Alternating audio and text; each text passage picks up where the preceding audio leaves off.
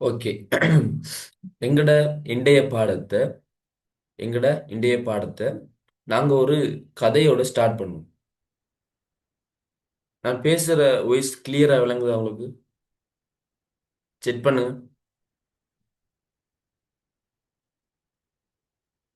Okay. Okay. Okay. நாங்க இப்ப இன்றைய கிளாஸை ஒரு ஸ்டோரியோட ஸ்டார்ட் பண்ண போறோம். அந்த ஸ்டோரி யாருடையதுன்னு சொன்னா உங்க எல்லாருக்கும் நல்லா பரிச்சயமான ஐன்ஸ்டீனுடையதான் அந்த ஸ்டோரி. ஐன்ஸ்டீனை தெரிஞ்சவங்க எல்லாரும் ஹேண்ட் ரைஸ் பண்ணுங்க. ஐன்ஸ்டீனை தெரிஞ்சவங்க எல்லாரும் ஹேண்ட் ரைஸ் பண்ணுங்க பாவம். யார் அதுக்கு தெரியும் பாவம்? ஆம், ஒரு ஆளுக்கு தெரியும். வேற வேற யாருக்கு தெரியும்? இன்னும் 3 பேருக்கு தான் தெரியும். ஓகே, 4 பேர். சரி, 4 பேருக்கு தான் ஐன்ஸ்டீனை தெரியும். ஐன்ஸ்டீன் அப்படின்னா யாருன்னு சொன்னா அவரு ஒரு கணிதத்துல பெரிய சாதனையை படைச்ச ஒரு ஆள் தான் ஐன்ஸ்டீன். அவர் சொல்லுவாரு, நம்மளோட கற்பனை சக்தி இருக்கிற கற்பனை திறன் அது ஒரு பெரிய அறிவு அப்படின்னு சொல்லுவாரு. அவரு தண்ட 4 சுவர்களால கட்டப்பட்ட அறையில இருந்துட்டு பிரபஞ்சத்துல எப்படி நடக்குது, ஒவ்வொரு விஷயம் எப்படி இயங்குதுன்னு சொல்லி தன் கற்பனை சக்தியை பயன்படுத்தி அவர் சிந்திச்சார். அது அவரு பல கோட்பாடுகளை உருவாக்கினார், பல விதிகளை உருவாக்கினார். அப்படிப்பட்ட ஒருவர் தான் ஐன்ஸ்டீன். நோபல் பரிசு கொடுக்கிற அளவுக்கு மிகப்பெரியதொரு ஒரு புரட்சியாளர். அவருடைய ஒரு ஸ்டோரி தான் நான் இப்ப சொல்ல போறேன். ஒரு நாள் ஐன்ஸ்டீன் என்ன செய்யறாருன்னா, ஒரு வேலையாக ஒரு பயணத்துல போய் கொண்டிருக்கிறாரு. ஒரு ட்ரெயின்ல அவர் போய் கொண்டிருக்கிறாரு. போற டைம்ல அவர் பயணத்துல போய் கொண்டிருக்கும் போது டிக்கெட் எடுக்கணும் தானே. அப்ப அவரு டிக்கெட்டும் எடுத்துக்கொள்றாரு, எடுத்து அவர் பாக்கெட்ல வச்சு கொள்றாரு. ட்ரெயின் போய் கொண்டிருக்குது. சிறிது நேரத்துக்கு பின்னால உங்களுக்கு தெரியும், அந்த டிக்கெட்டை செக் பண்ற மாதிரி சில அதிகாரிகள் வருவாங்க. இப்ப நம்ம நாட்டுல ட்ரெயினுக்குள்ள வர மாட்டாங்க.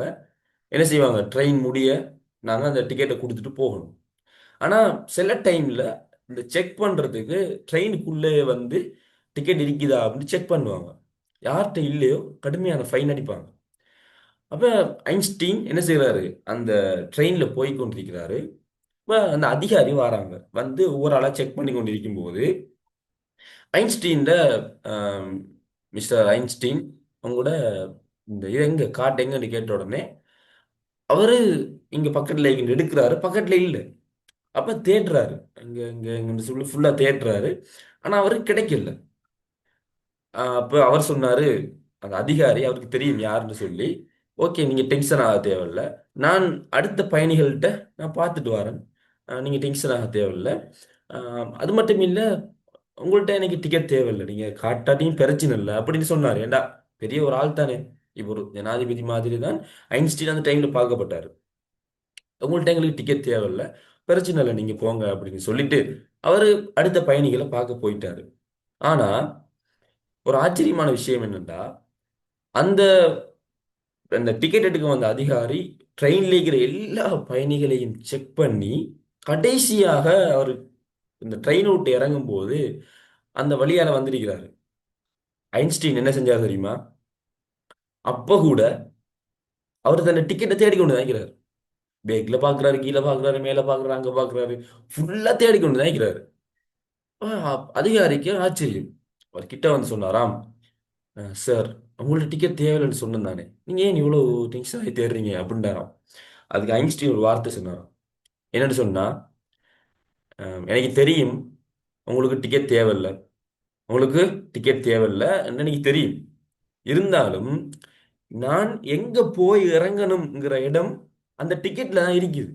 நான் எங்க போய் இறங்கணுங்கிற இடம் அந்த டிக்கெட்ல தான் இருக்குது. அந்த டிக்கெட்டை பார்த்தாதான் அது எனக்கு ஞாபகம் வரும் அப்படின்னு சொன்னாராம். அந்த டிக்கெட்டை பார்த்தாதான் அந்த இடமே எனக்கு ஞாபகம் வரும். எனக்கு அந்த இடம் மறந்துட்டு, நான் எந்த இடத்துக்கு ட்ரெயினை புக் பண்ணிருங்கிற இடம் எனக்கு இப்ப மறந்துட்டு, அந்த டிக்கெட்டை பார்த்தாதான் அந்த இடம் ஞாபகம் வரும் அப்படின்னு சொன்னாராம். அந்த அளவுக்கு அவருக்கு அந்த இடத்துல ஞாபக சக்தி குறைவாக இருந்துச்சு. ஆனா ஐன்ஸ்டைன் உண்மையிலேயே இவ்வளவு நான் மறக்கிறேனே, இவ்வளவு ஞாபக சக்தி குறைவாக இருக்குதே என்று கவலைப்பட்டதாகவோ, சுற்றி இருக்கிற உலகம் அவரை என்ன இவ்வளவு மறக்கிறார் என்று சொல்லி அவரை தூற்றியதாகவும் எங்கோ சம்பவம் இல்லை. அதாவது ஐன்ஸ்டீனுக்கு ஏன் அப்படி நடந்துச்சு? அவரு பெரிய பெரிய தியரியை உருவாக்கினாரு, கோட்பாடுகளை உருவாக்கினாரு, எவ்வளவு படிச்சிருக்கிறாரு, அது எல்லாருக்கும் ஞாபகம் இருக்குது. ஏன் அவருக்கு இந்த டிக்கெட் மறந்துச்சு அப்படின்னு சொன்னா, அதுக்கான காரணம் என்னன்னு சொன்னா, எங்கட பிரெயின் வந்து நல்லா கவனிச்சுக்கொள்ளுங்க, 3 வகையான மெமரி எங்கட பிரெயினுக்குள்ள இருக்கு. இப்ப எங்கட போன் எடுத்துக்கொண்டீங்கன்னா இதுக்குள்ள 2 வகையான மெமரி இருக்கு. சரியா? போனுக்குள்ள நீங்க வெளியில ஒரு மெமரி கார்டு போடலாம், அப்படித்தானே? அதே போல போன்ல ஒரு மெமரி கார்டு இயற்கையா வரும். அதே போல எங்கட பிரெயின்ல 3 வகையான மெமரி கார்டு இருக்குது. அத ஆங்கிலத்தில் சொல்லுவாங்க சென்சரி மெமரி, அதே போல ஷார்ட் டேர்ம் மெமரி, அதே அடுத்தது லாங் டேர்ம் மெமரின்னு சொல்லுவாங்க. இந்த சென்சரி மெமரின்னு என்னன்னா, ஒரு விஷயம் ஒரு செகண்ட் 2 செகண்டுக்கு தான் ஞாபகம் நிற்கும். ஒரு 15 செகண்டுக்குள்ள தான் ஞாபகம் நிற்கும். உதாரணமா நீங்க புதுசா ஒரு வாட்ஸ்அப் கிரியேட் பண்றீங்க. அப்ப என்ன செய்யணும்? உங்களோட போன் நம்பரை கொடுத்த உடனே உங்களுக்கு ஒரு ஓடிபி நம்பர் வரும். அந்த ஓடிபி நம்பரை ஸ்கிரீன்ல பார்த்து அதை டக்குனு பாடமாக்கி என்ன செய்யணும்? அந்த வாட்ஸ்அப்ல டைப் பண்றதுக்கு நாங்க பயன்படுத்துறது இந்த சென்சரி மெமரி. அந்த கொட் நம்பரை பார்ப்போம், பார்த்துட்டு டக்குன்னு ஒரு சொல்லி பார்த்துட்டு மறந்துடும் அப்படி சொல்லி என்ன செய்வோம்? டக்குன்னு அந்த இடத்துல டைப் பண்ணுவோம். டைப் பண்ண உடனே அந்த நம்பர் மறந்துடும். நம்பர் மறந்துடும். இதுக்கு பயன்படுத்தப்படுறது சென்சரி மெமரி அப்படின்னு சொல்லுவாங்க. இதெல்லாம் நீங்க தெரிஞ்சு வச்சுக்கொள்ளணும், விளங்கி வச்சுக்கொள்ளணும் அவசியம் இல்லை. சும்மா சரியா, சும்மா தெரிஞ்சுக்கொள்ளுங்க. இரண்டாவது ஷார்ட் டேர்ம் மெமரி, இதான் முக்கியமானது. இது ஒரு தகவலை நீங்க கொடுத்தீங்கன்னு சொன்னா ஒரு 30 செகண்ட், ஒரு 3 மினிட்ஸ், ஒரு 5 மினிட்ஸ், கூடினா ஒரு 25 30 நிமிஷம், இதுக்குள்ளதான் அது வச்சுக்கொள்ளும். இதுக்கு மேல அது வச்சுக்கொள்ள இயலாம். சரியா? இது வந்து என்ன? இது ஷார்ட் டேர்ம் மெமரி. இப்ப உதாரணமா ஒரு 5 வயசு புள்ள இருக்கிறாரு, 5 வயது பிள்ளை இருக்கிறாரு. அவர்கிட்ட ஒரு பெரிய பாரத்தை கொடுத்தோம்னு சொன்னா எவ்வளவு நேரம் அவரால் வச்சுக்கொள்ளும்? ஒரு கொஞ்ச நேரம் வச்சு கொண்டுவாரு, ஒரு கை வலிச்சு கொண்டு கீழே விட்டுருவாரு. ஏன் உங்கள்கிட்ட கூட ஒரு 10 கிலோ அரிசி பேக்க கையில தந்தா எவ்வளவு நேரம் வச்சிருப்பீங்க? ஒரு அளவு வச்சிருப்பீங்க, கை நோயின் ஒன்று கீழே எடுத்து வச்சிருவீங்க. அதே போலதான் இந்த ஷார்ட் டேர்ம் மெமரிக்கு ஒரு பெரிய பெரிய தகவல்களை நீண்ட நேரம் வச்சு கொள்ளலாம். கொஞ்ச நேரம் வச்சுக்கொள்ளும், அதுக்கு பிறகு அது விட்டுரும். சரியா? அது ஏன் அப்படி இறைவன் உருவாக்கி இருக்கிறான்னு சொன்னா அது நம்மட நலவுக்கு தான். நம்ம கேட்கிற எல்லா விஷயமும் ஷார்ட் டேர்ம் மெமரியில் நிக்கணும்னு சொன்னா நம்ம நிறைய டென்ஷன் ஆகுவோம், நிறைய கவலைப்படுவோம், நம்மளை அழிச்சு கொள்வோம். எனவே சில விஷயம் மறக்கணும், அதுதான் நியதி. எனவே அந்த ஷார்ட் டேர்ம் மெமரி சில விஷயங்களை மறந்துடும். அடுத்ததாக இருக்கிறது லாங் டேர்ம் மெமரி. இதுக்குள்ள என்னென்ன விஷயம் போனுச்சோ அது லேசில மறக்காது. உதாரணமா நீங்க ட்ரிப் போனது, நீங்க போன ட்ரிப், சரியா? சின்ன வயசுல இருந்தே திருப்பி திருப்பி நீங்க சொல்ற சில விஷயங்கள், முஸ்லீம்களாக இருந்தா சூரா ஃபாத்திஹா, அதே போல உங்களோட உறவினர்களோட பெயர், நீங்க படிச்ச சில முக்கியமான விஷயங்கள், இதெல்லாம் உங்களோட லாங் டேர்ம் மெமரியில இருக்கும். இது நீண்ட நாளைக்கு ஞாபகம் நிற்கும், பல வருடக்கணக்காக ஞாபகம் நிற்கும். இப்ப ஐன்ஸ்டீனுக்கு நடந்த விஷயம் என்னன்னா, அவர் பெரிய அறிவாளி, நிறைய விஷயங்களை மெமரைஸ் பண்ணி வச்சு வச்சு கொண்டு இருக்கிறாரு. ஆனா அந்த பஸ், இந்த ட்ரெயின்ல போற வார விஷயத்துல அவருக்கு பெருசா கவனம் இல்லை. அதுல டிக்கெட்டை வாங்கணும், அது பேரை பார்க்கணும், அதுக்கு அவருக்கு நேரமும் இல்லை, கவனமும் இல்லை. அவரோட யோசனை எல்லாம் வேற. அவர் அந்த கோட்பாடு எப்படி இருக்கும், அது எப்படி இருக்கும், இது எப்படி இருக்கும், அதான் அவரோட யோசனை. இப்ப நம்மளும் தானே, நாளைக்கு எக்ஸாம் சொன்னா இன்னைக்கு ஃபுல்லா இருந்து ரெடியாகவும் படிப்போம். படிச்சு முடிய நம்ம குளிப்போம். ஆனா நம்ம மைண்ட்ல எல்லாம் படிச்சது அதைத்தான் நம்ம யோசிச்சு கொண்டிருப்போம். எக்ஸாமுக்கு எப்படி வரும், படிச்சு அது அது என்ன சொல்லுது, 2வது இது என்ன சொல்லுது, நம்ம கடைசி என்ன படிச்சோம், அதான் நம்மளுக்கு ஞாபகம் இருக்கும். சரியா? அந்த டைம்ல நம்ம குளிக்கும் போது நடக்கிற விஷயங்கள் அது இது எதுவுமே ஞாபகம் இருக்காது. இதே போலதான் ஐன்ஸ்டீனுக்கு என்ன நடக்குது? அவரு இதுல கவனம் இல்லாததால அந்த ஷார்ட் டேர்ம் மெமரி அதை எடுத்துக்கொள்ளல. அந்த டிக்கெட்டை அவரு எங்க வச்சாருங்கிறத ஷார்ட் டேர்ம் மெமரி மறந்துட்டு. ஏண்டா அவர் அதுக்கு கவனம் கொடுக்கறதில்ல. இன்னைக்கு நாங்க படிக்க போறது அந்த ஷார்ட் டேர்ம் மெமரி ஒரு விஷயத்தை எடுத்து நீண்ட நாளைக்கு வச்சு அதை பத்திரமா லாங் டேர்ம் மெமரிக்கு அனுப்பணும்னு சொன்னா அதுக்கு என்ன வழிமுறைகள்? அதான் நாங்க இன்றைக்கு படிக்க போறோம். அதுக்கு நிறைய வழிமுறைகள் இருக்குது, சரியா? அதாவது எங்களுக்கு சென்சரி மெமரின்னு ஒன்று இருக்குது. இதை நீங்க மெமரைஸ் பாடமாக்கலாம் தேவையில்ல. இதை நீங்க புரிஞ்சு வச்சுக்கின்ற அவசியம் இல்லை. ஜஸ்ட் சும்மா விளங்கி கொடுங்க. மூணு வகையான மெமரி எங்களுக்கு இருக்குது. ஒன்று சென்சரி மெமரி. அது சின்ன சின்ன ஓடிபி நம்பர், சின்ன சின்ன விஷயங்களை என்ன செய்யும், ஒரு 10 செகண்ட் 3 செகண்ட் அதுக்கு ஞாபகம் வச்சுக்கொள்ளும். இரண்டாவது ஷார்ட் டேர்ம் மெமரி. இது ஒரு விஷயத்தை 30 நிமிடத்துக்குள்ள ஞாபகம் வச்சு கொள்ளும். அடுத்து லாங் டேர்ம் மெமரி. இது நீண்ட காலத்துக்கு ஞாபகம் வச்சு கொள்ளும். இப்போ என்ன விஷயம்டா, நாங்க படிக்கிற விஷயங்கள் ஃபர்ஸ்ட்டுக்கு ஷார்ட் டேர்ம் மெமரிக்கு தான் போகும். போய் அடுத்ததாகத்தான் லாங் டேர்ம் மெமரிக்கு போகும். ஆனா நிறைய பேருக்கு நடக்கிற பிரச்சனை என்னன்னா, அவங்களோட பிரெயின்ல ப்ராப்ளம் இல்லை. அவங்க என்ன செய்வாங்க, நைட் ஃபுல்லா ஒரு விஷயத்தை ஷார்ட் நோட்ஸ்லாம் எடுத்து அதை ஃபுல்லா படிச்சு படிச்சு திரும்ப திரும்ப சொல்லி சொல்லி பார்ப்பாங்க. பார்த்துட்டு புக்கை மூடி வச்சுட்டு, ஓகே நான் நிறைய தடவை சொல்லி பார்த்துருக்கிறேன், நிறைய படிச்சிருக்கிறேன், இன்ஷா அல்லாஹ் நாளைக்கு என்ன செய்வோம், நாங்கள் அதை ஞாபகப்படுத்தி பார்ப்போம், நாளைக்கு அடுத்த பாடத்தை படிப்போம் அப்படின்னு நினைச்சிட்டு தூங்குவாங்க. அடுத்த நாள் எழும்பி பழைய பாடங்களை பார்க்கறதுக்கு முதல் நேத்து என்ன படிச்சோம்னு கொஞ்சம் யோசிப்பாங்க, எதுவுமே வராது. அப்போ உடனே ஃபெட்டப் ஆகி எனக்கு வந்து ஞாபக சக்தி எல்லாம் இல்லை, நான் ஒரு வேஸ்ட், ஞாபக சக்தி எல்லாம் இல்லை, மற்ற பிள்ளைகளுக்கு நல்ல ஞாபக சக்தி இருக்குதுன்னு நினைச்சு அவங்க என்ன செய்வாங்க, பயப்படுவாங்க. ஆனா உண்மையில நடக்கிற விஷயம் என்னன்னா, அந்த குறிப்பிட்ட தகவலை அவங்க சரியான முறைக்கு அந்த ஷார்ட் டேர்ம் மெமரிக்கு அனுப்பல.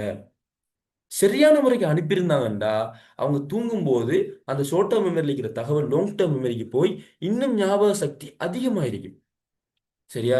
ஓகே. இப்போ நான் எங்கட கிளாஸுக்குள்ள போப்புறேன். கிளாஸுக்குள்ள போப்புறேன். அதுக்கு முதல் உங்க எல்லாருக்கும் நிறைய பேருக்கு இருக்கிற ஒரு யோசனை தான், நான் ஏற்கனவே சொன்ன மாதிரி ஞாபக சக்திங்கிறது பிறவிலே வாரது. நிறைய பேருக்கு அது இருக்குது, சில பேருக்கு அது இல்லை. அந்த இல்லாதவர்கள்ல நானும் ஒருவர் அப்படின்னு நம்மள நிறைய பேர் நினைச்சு கொண்டிருக்கிறோம். ஆரம்பத்துல நான் கூட அப்படித்தான் நினைச்சேன். ஒரு 6ஆம் ஆண்டு 7ஆம் ஆண்டுல இருந்து ஒரு எத்தனை நிறைய காலங்கள், ஏலவல் ஏலவல் ஃபர்ஸ்ட் இயர் வரைக்கும் நானும் அப்படித்தான் நினைச்சு கொண்டிருந்தேன். நமக்கு ஞாபக சக்தி இல்லை.